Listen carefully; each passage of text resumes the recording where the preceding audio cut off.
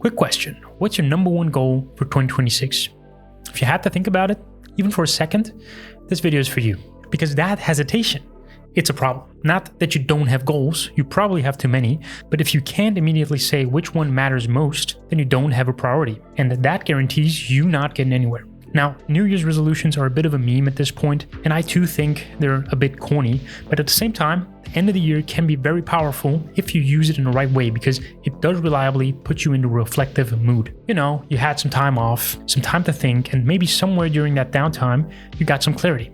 Maybe it's dissatisfaction with how the last year went, maybe it's a vision of what's possible, maybe both. Either way, there's energy here, motivation, potential you could channel into something going forward. Now, what do people do with that? Well, the impulse is always to start adding things. More goals, more habits to build, more areas to improve, more new projects. You look at your life and ask, what do I need to do more of? But that frame, that instinct to add, is where you lose the year before it even begins. Everything you add to your life has a cost. And I don't just mean the time it takes to do it, there's also the mental overhead of keeping track of it, the decision fatigue of choosing between competing priorities, the low-grade guilt when something slips. Every new commitment competes with your existing life for the same limited pool of energy and attention. Spread that pool across too many things, and then none of them get enough to actually work. You've probably seen this meme before, the bell curve. On the left, the simple guy with the simple take. On the right, the genius with also the simple but effective take. And in the middle, the midwit, the one who always overcomplicates everything. We've all seen this before, and more often than not, we're that guy in the middle. The pattern is the same everywhere. The idiot and the genius both focus on action, on doing the obvious thing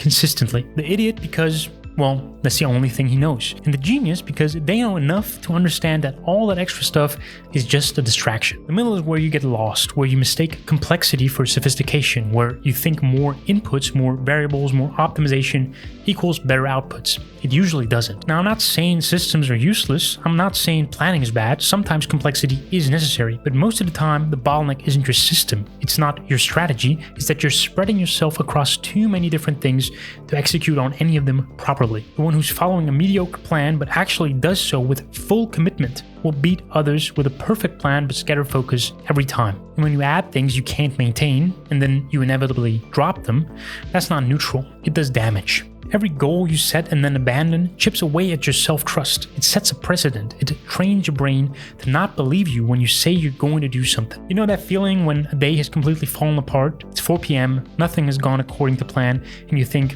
I'll just reset tomorrow. It's almost impossible to recover once you're in the middle of the mess. That same thing happens at the scale of weeks, months, and years. You start something, it gets messy, you quietly drop it, and now you got this half-finished thing hanging over you. And it accumulates. The entropy in the system grows. So you're not just failing to move forward, you're making the next attempt harder and harder. You're building evidence for the story that you don't follow through. That's the trap. So what's the alternative? Well, start small. Pick one thing. Make it the priority. Let everything else be secondary. Not ignore everything else. You still have a life, but know what comes first. Have a tiebreaker. When you have to choose, and you will have to choose, know what wins. Here's what that actually gives you. When your priority is clear, you can finally just take action. You stop endlessly deliberating, you stop weighing options, and you stop wondering if you're working on the right thing. And action is where everything happens. Doing the thing. That's where you actually make progress. An hour playing the game teaches you more than days of research ever could. Every rep, every attempt, every draft, that's where you're moving forward. Clarity isn't just a nice to have. It's the prerequisite for sustained action.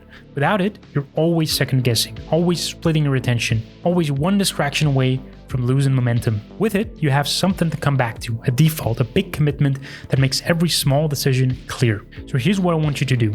Make 2026 the year of less. Finish this sentence. In 2026, I will... What's the thing? Think about it until you know. The thing that matters, the thing that if you look back in December and had actually done it, you'd know it was a good year. What is that for you? Even if nothing else goes right this year, you'll make progress on that one thing. And that might be everything. Get clear on it, write it down, and then let that clarity do the work. Happy New Year, everyone. I'm rooting for you guys. See you in 2026.